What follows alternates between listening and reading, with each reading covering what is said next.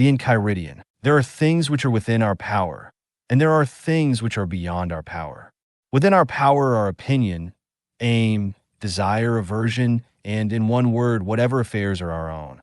Beyond our power are body, property, reputation, office, and in one word, whatever are not properly our own affairs.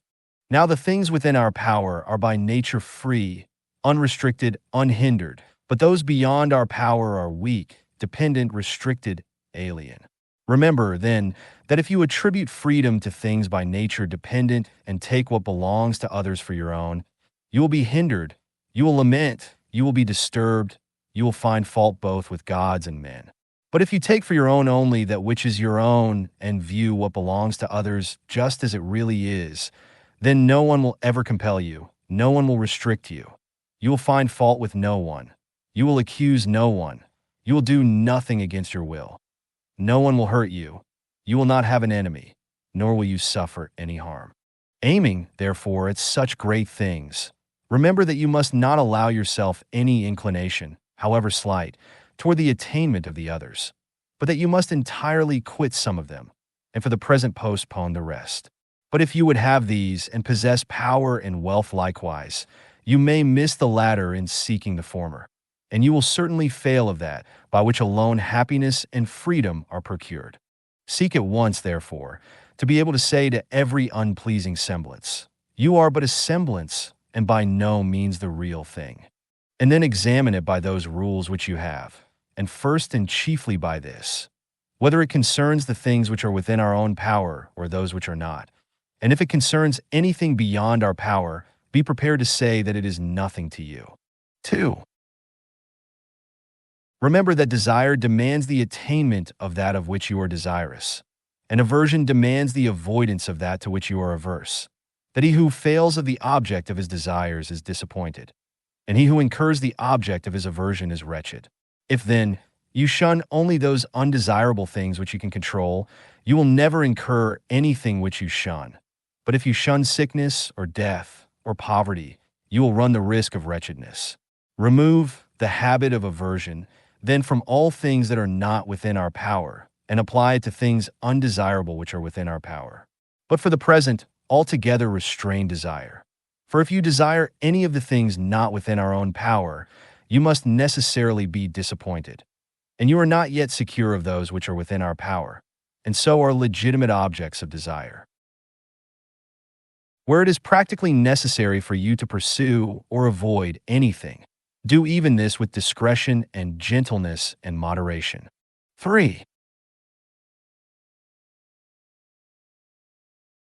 With regard to whatever objects either delight the mind or contribute to use or are tenderly beloved, remind yourself of what nature they are, beginning with the merest trifles.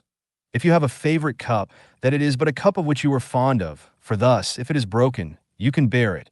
If you embrace your child or your wife, that you embrace a mortal, and thus, if either of them dies, you can bear it. 4. When you set about any action, remind yourself of what nature the action is. If you're going to bathe, represent to yourself the incidents usual in the bath. Some persons pouring out, others pushing in, others scolding, others pilfering. And thus you will more safely go about this action if you say to yourself, "I will now go to bathe and keep my own will in harmony with nature." And so, with regard to every other action, for thus, if any impediment arises in bathing, you will be able to say, "It was not only to bathe that I desired, but to keep my will in harmony with nature, and I shall not keep it thus if I am out of humor at things that happen." 5. Men are disturbed not by things, but by the views which they take of things. Thus death is nothing terrible, else it would have appeared so to Socrates. But the terror consists in our notion of death, that it is terrible.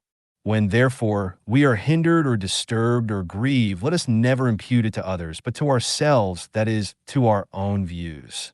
It is the action of an uninstructed person to reproach others for his own misfortunes, of one entering upon instruction, to reproach himself, and one perfectly instructed, to reproach neither others nor himself.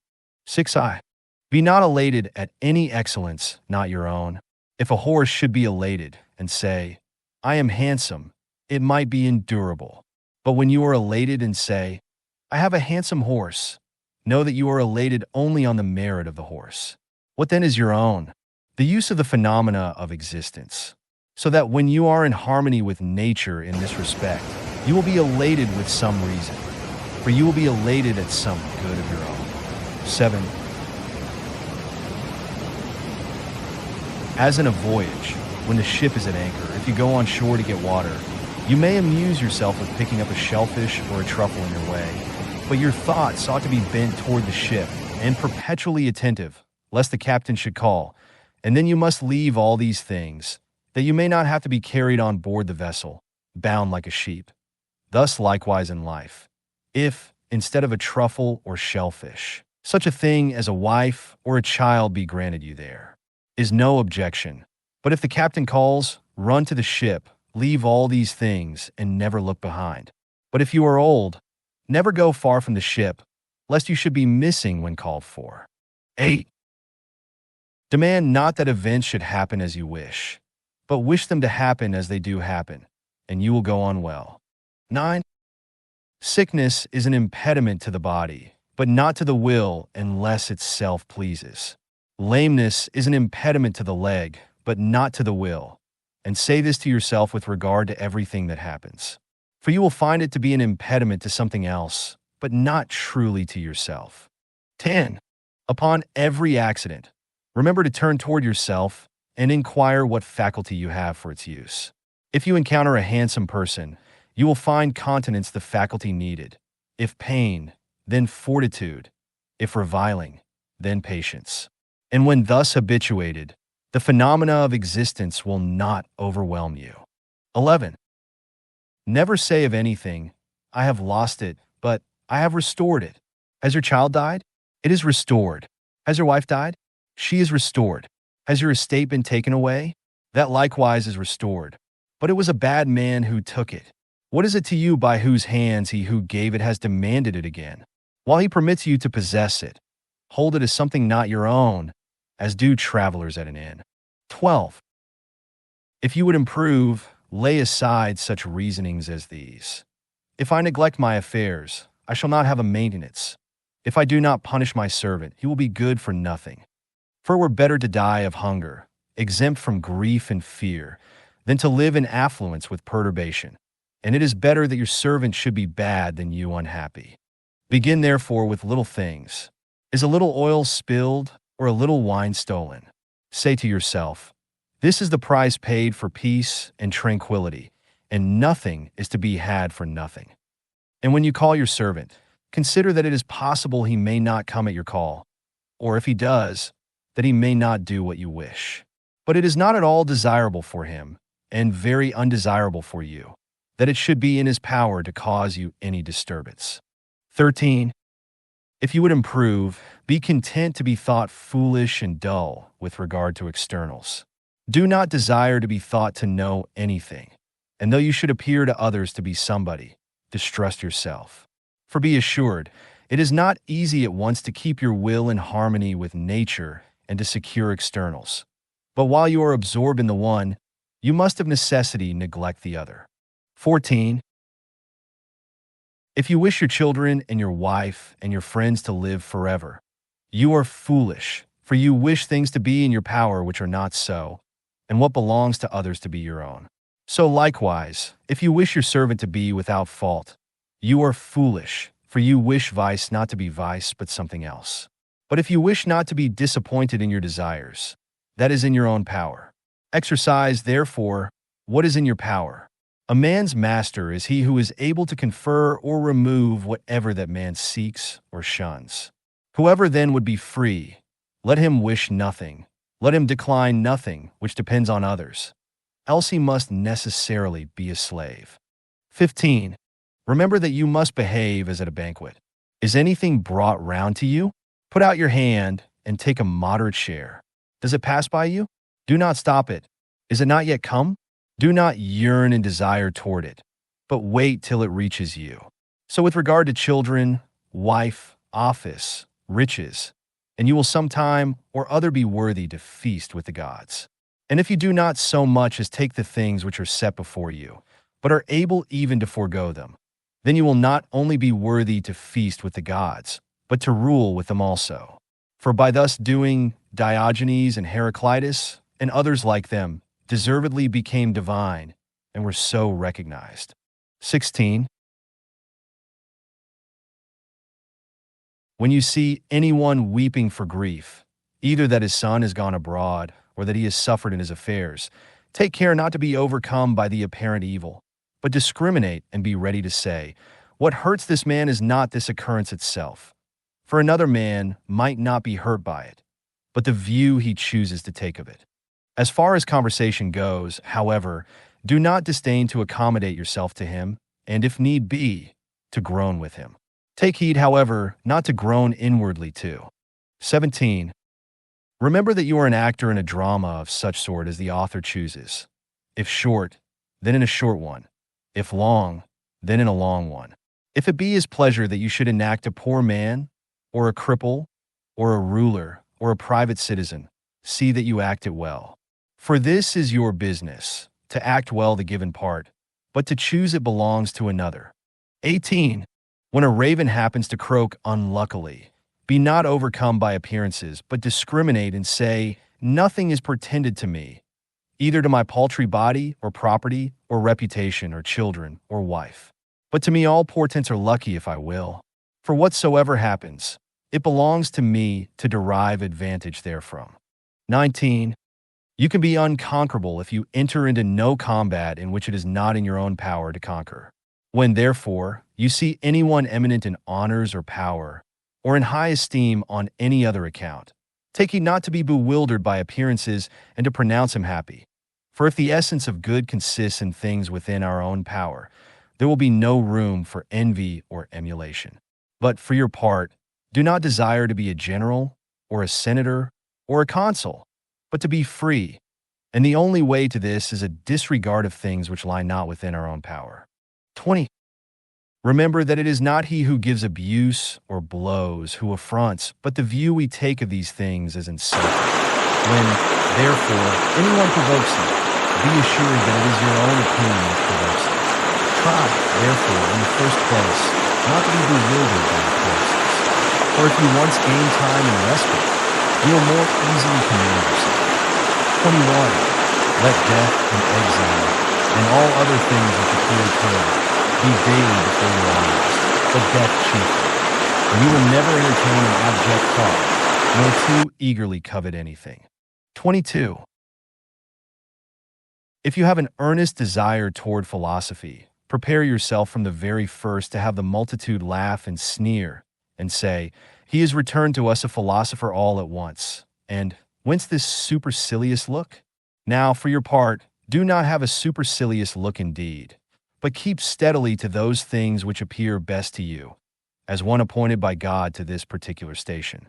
For remember that if you are persistent, those very persons who at first ridiculed will afterwards admire you. But if you are conquered by them, you will incur a double ridicule. 23. If you ever happen to turn your attention to externals for the pleasure of anyone, be assured that you have ruined your scheme of life. Be content, then, in everything, with being a philosopher, and if you wish to seem so likewise to anyone, appear so to yourself, and it will suffice you. 24. Let not such considerations as these distress you. I shall live in discredit and be nobody anywhere. For if discredit be an evil, you can no more be involved in evil through another than in baseness.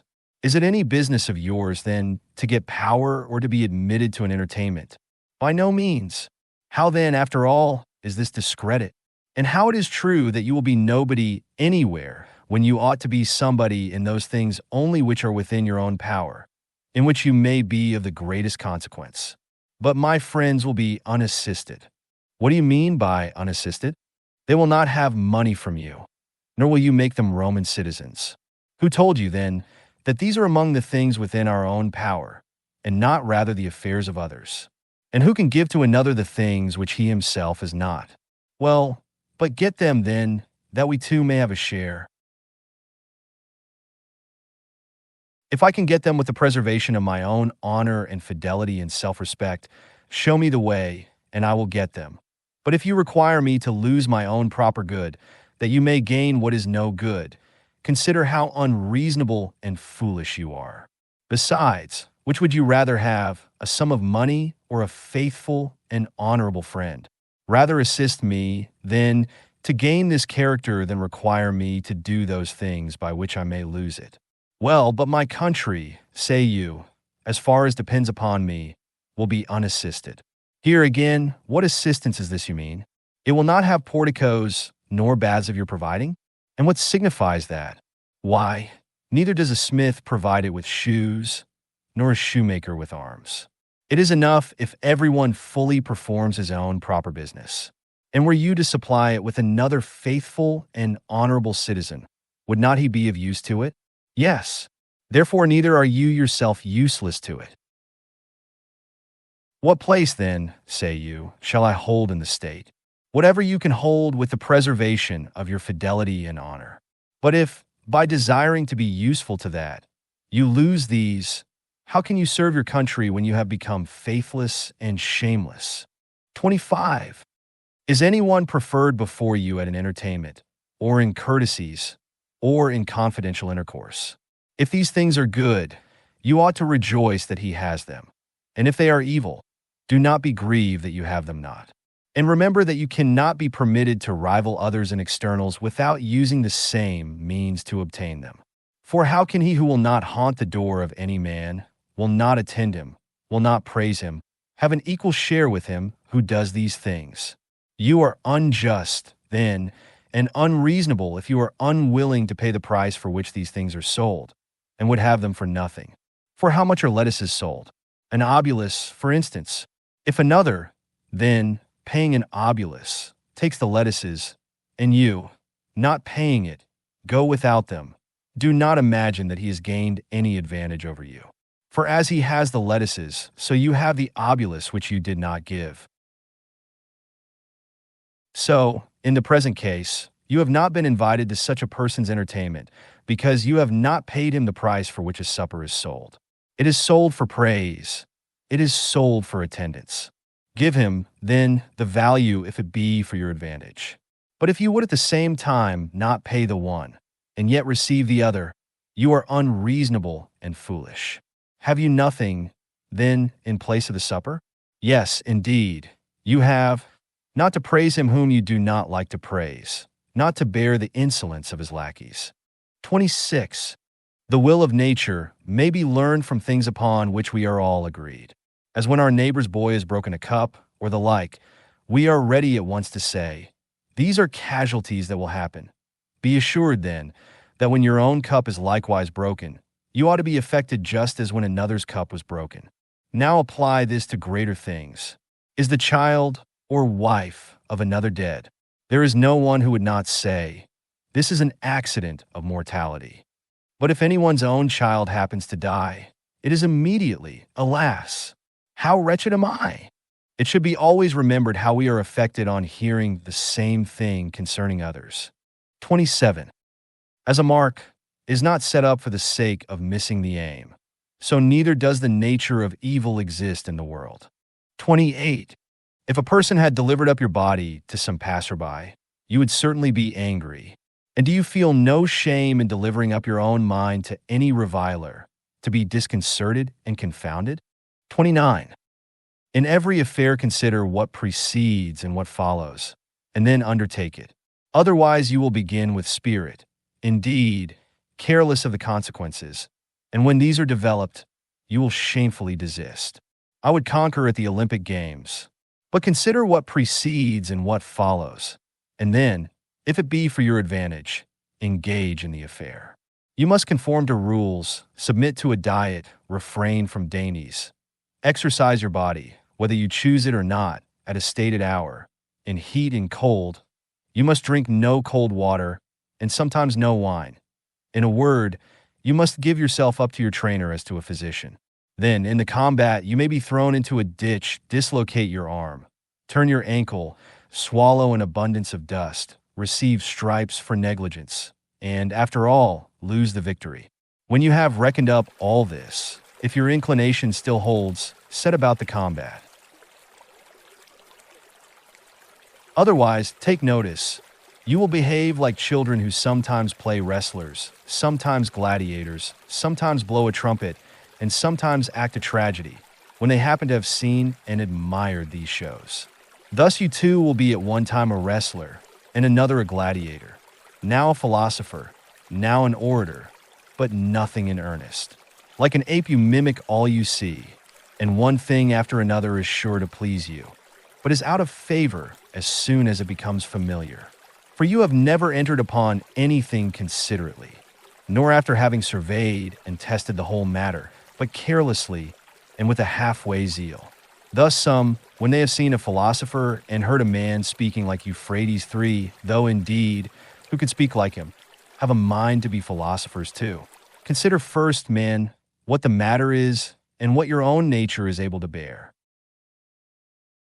If you would be a wrestler, consider your shoulders, your back, your thighs, for different persons are made for different things. Do you think that you can act as you do and be a philosopher, that you can eat, drink, be angry, be discontented, as you are now? You must watch, you must labor, you must get the better of certain appetites, must quit your acquaintances, be despised by your servant, be laughed at by those you meet, come off worse than others in everything, in offices and honors, before tribunals. When you have fully considered all these things, approach, if you please, that is, if by parting with them, you have a mind to purchase serenity, freedom, and tranquility. If not, do not come hither. Do not, like children, be now a philosopher, then a publican, then an orator, and then one of Caesar's officers. These things are not consistent. You must be one man, either good or bad.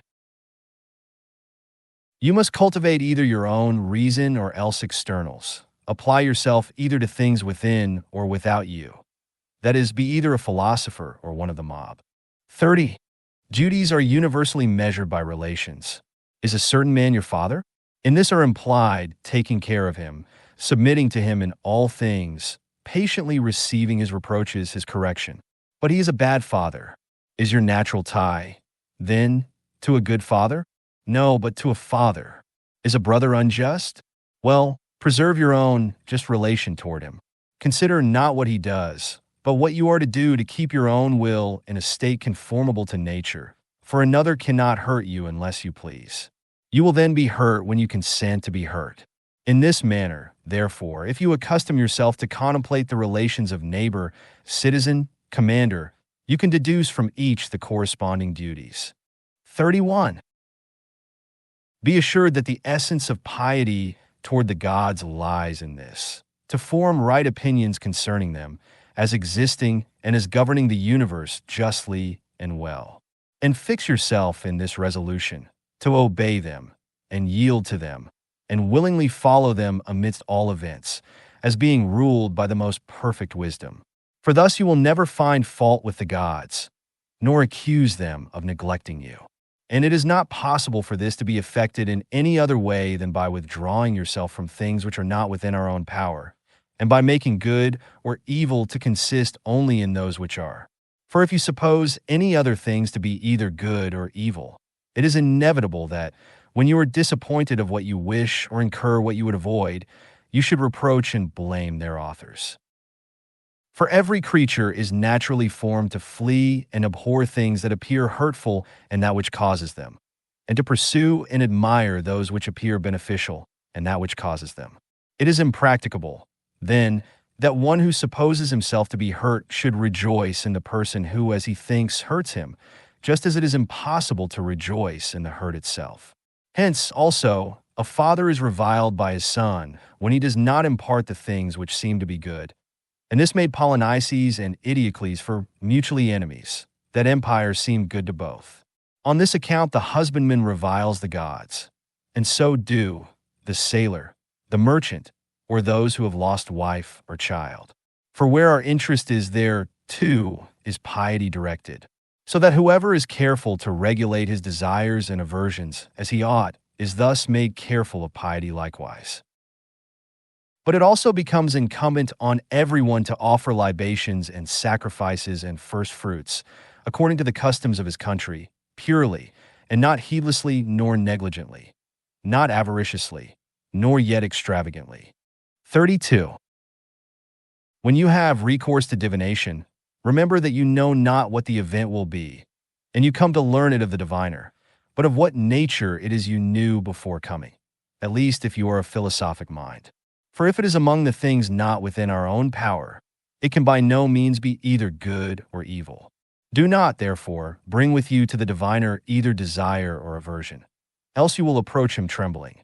But first clearly understand that every event is indifferent and nothing to you, of whatever sort it may be, for it will be in your power to make a right use of it, and this no one can hinder. Then come with confidence to the gods as your counselors. And afterwards, when any counsel is given you, remember what counselors you have assumed, and whose advice you will neglect if you disobey.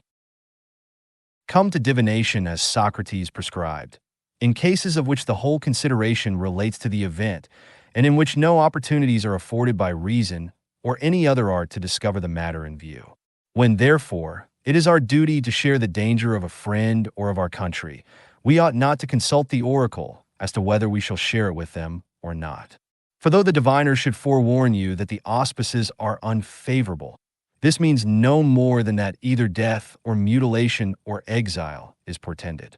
But we have reason within us, and it directs us, even with these hazards, to stand by our friend and our country. Attend, therefore, to the greater diviner, the Pythian god, who once cast out of the temple him who neglected to save his friend. 33. Begin by prescribing to yourself some character and demeanor, such as you may preserve both alone and in company. Be mostly silent, or speak merely what is needful, and in few words. We may, however, enter sparingly into discourse sometimes when occasion calls for it, but let it not run on any of the common subjects as gladiators or horse races or athletic champions or food or drink, the vulgar topics of conversation, and especially not on men, so as either to blame or praise or make comparisons. If you are able, then, by your own conversation, bring over that of your company to proper subjects. But if you happen to find yourself among strangers, be silent. Let not your laughter be loud, frequent, or abundant. Avoid taking oaths, if possible, altogether, at any rate, so far as you are able. Avoid public and vulgar entertainments. But if ever an occasion calls you to them, keep your attention upon the stretch, that you may not imperceptibly slide into vulgarity. For be assured that if a person be ever so pure himself, yet if his companion be corrupted, he who converses with him will be corrupted likewise. Provide things relating to the body no further than absolute need requires, as meat, drink, clothing, house, retinue. But cut off everything that looks toward show and luxury. Before marriage, guard yourself with all your ability from unlawful intercourse with women. Yet be not uncharitable or severe to those who are led into this, nor boast frequently that you yourself do otherwise. If anyone tells you that a certain person speaks ill of you, do not make excuses about what is said of you, but answer, he was ignorant of my other faults, else he would not have mentioned these alone. It is not necessary for you to appear often at public spectacles. But if ever there is a proper occasion for you to be there, do not appear more solicitous for any other than for yourself. That is, wish things to be only just as they are, and only the best man to win, for thus nothing will go against you. But abstain entirely from acclamations and derision and violent emotions. And when you come away, do not discourse a great deal on what has passed, and what contributes nothing to your own amendment. For it would appear by such discourse that you were dazzled by the show. Be not prompt or ready to attend private recitations. But if you do attend, preserve your gravity and dignity, and yet avoid making yourself disagreeable. When you are going to confer with anyone, and especially with one who seems your superior, represent to yourself how Socrates or Zeno 6 would behave in such a case, and you will not be at a loss to meet properly whatever may occur. When you are going before anyone in power, fancy to yourself that you may not find him at home, that you may be shut out, that the doors may not be open to you, that he may not notice you. If with all this, it be your duty to go, bear what happens and never say to yourself, it was not worth so much, for this is vulgar, and like a man bewildered by externals. In company, Avoid a frequent and excessive mention of your own actions and dangers. For however agreeable it may be to yourself to allude to the risks you have run, it is not equally agreeable to others to hear your adventures. Avoid likewise an endeavor to excite laughter, for this may readily slide you into vulgarity, and besides, may be apt to lower you in the esteem of your acquaintance. Approaches to indecent discourse are likewise dangerous.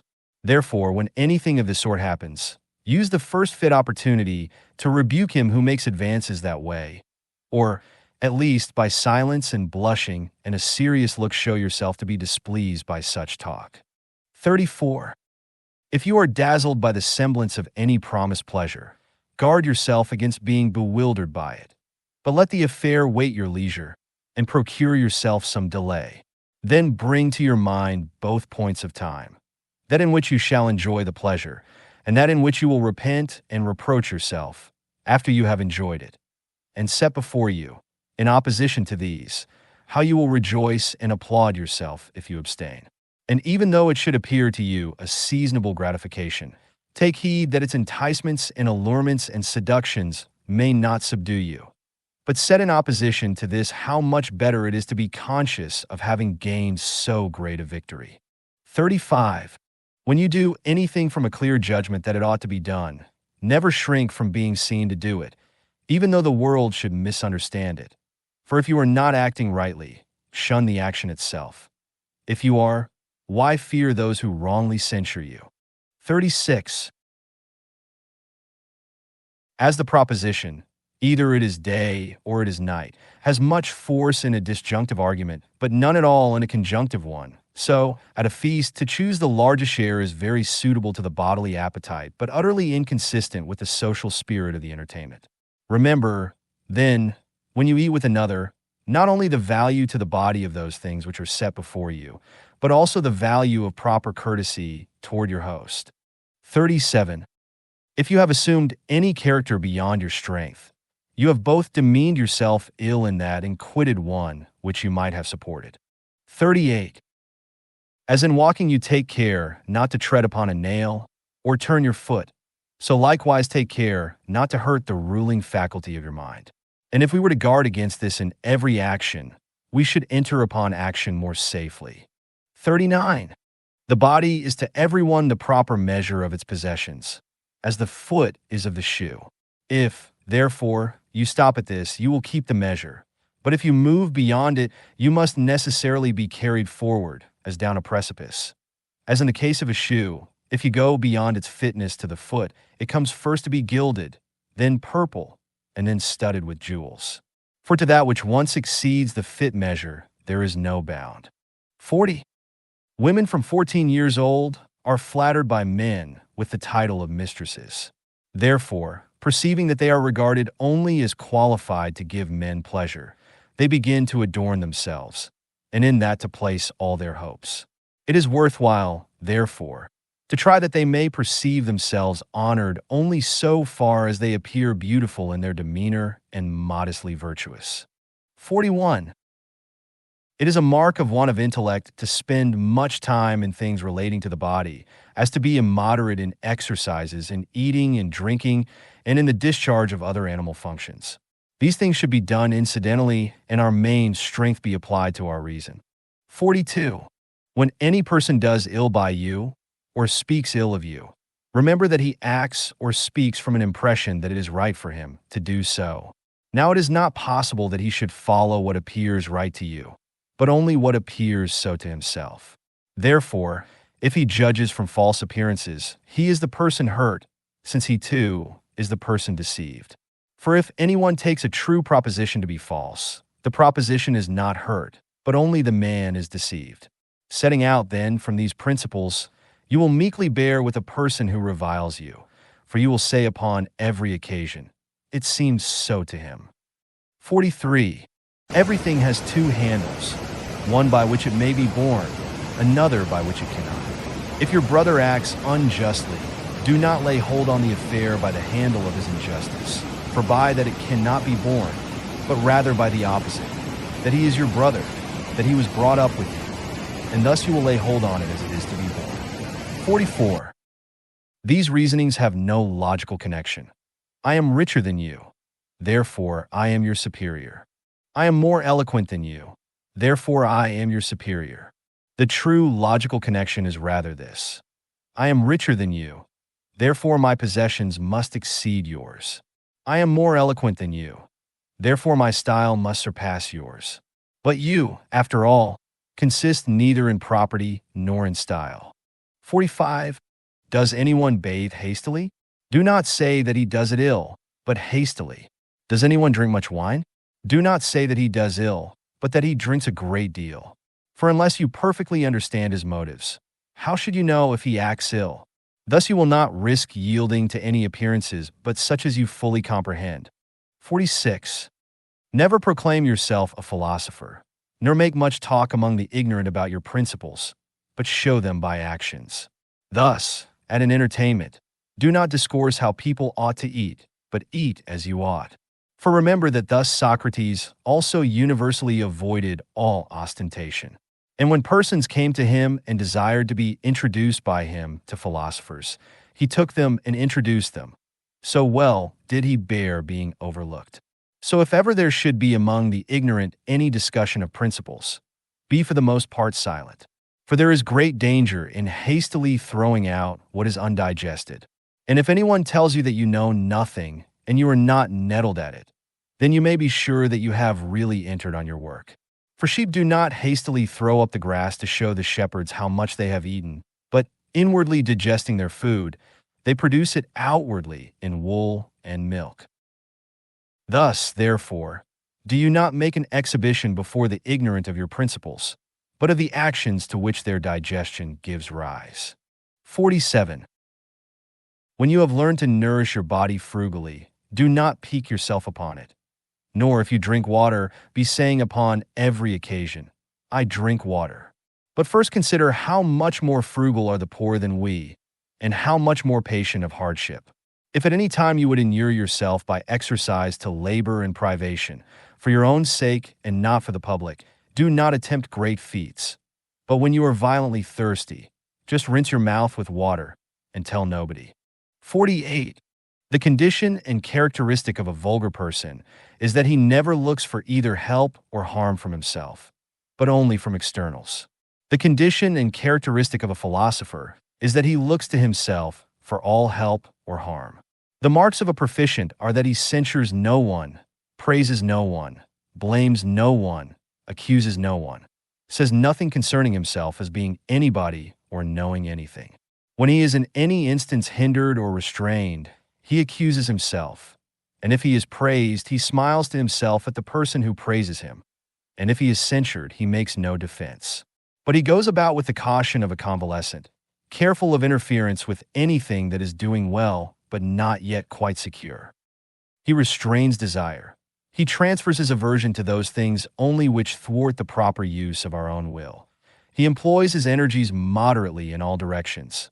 If he appears stupid or ignorant, he does not care, and in a word, he keeps watch over himself as over an enemy and one in ambush. 49. When anyone shows himself vain on being able to understand and interpret the works of Chrysippus, then say to yourself, unless Chrysippus had written obscurely, this person would have had nothing to be vain of. But what do I desire? To understand nature and follow her. I ask, then, who interprets her? And hearing that Chrysippus does, I have recourse to him. I do not understand his writings. I seek, therefore, one to interpret them. So far there is nothing to value myself upon. And when I find an interpreter, what remains is to make use of his instructions. This alone is the valuable thing. But if I admire merely the interpretation, what do I become more than a grammarian, instead of a philosopher, except, indeed, that instead of Homer I interpret Chrysippus?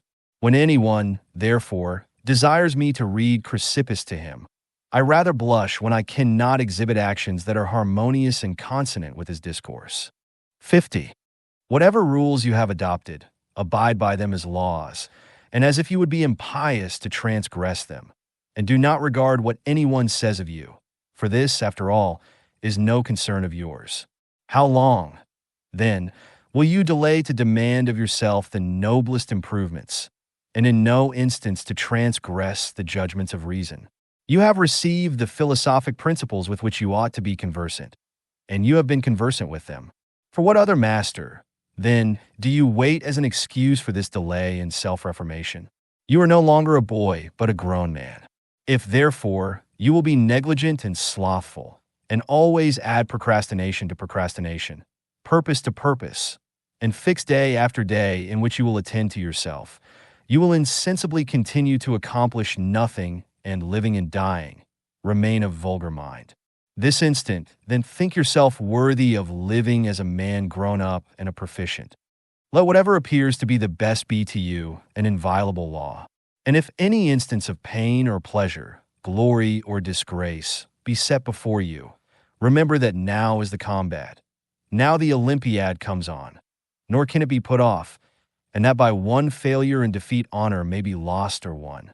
Thus Socrates became perfect, improving himself by everything, following reason alone. And though you are not yet a Socrates, you ought, however, to live as one seeking to be a Socrates. 51. The first and most necessary topic in philosophy is the practical application of principles, as we ought not to lie. The second is that of demonstrations, as why it is that we ought not to lie. The third, that which gives strength and logical connection to the other two, as why this is a demonstration. For what is demonstration? What is a consequence? What a contradiction? What truth? What falsehood? The third point is then necessary on account of the second, and the second on account of the first. But the most necessary, and that whereon we ought to rest, is the first. But we do just the contrary, for we spend all our time on the third point, and employ all our diligence about that, and entirely neglect the first. Therefore, at the same time that we lie, we are very ready to show how it is demonstrated that lying is wrong. Upon all occasions, we ought to have these maxims in mind. Conduct me, Zeus, and thou, O destiny. Wherever your decrees have fixed my lot, I followed cheerfully, and did I not? Wicked and wretched, I must follow still. Who yields properly to fate is deemed wise among men, and knows the laws of heaven. And this third, O Crito, if it thus pleases the gods, thus let it be. Anytus and Melitus may kill me indeed, but hurt me they cannot.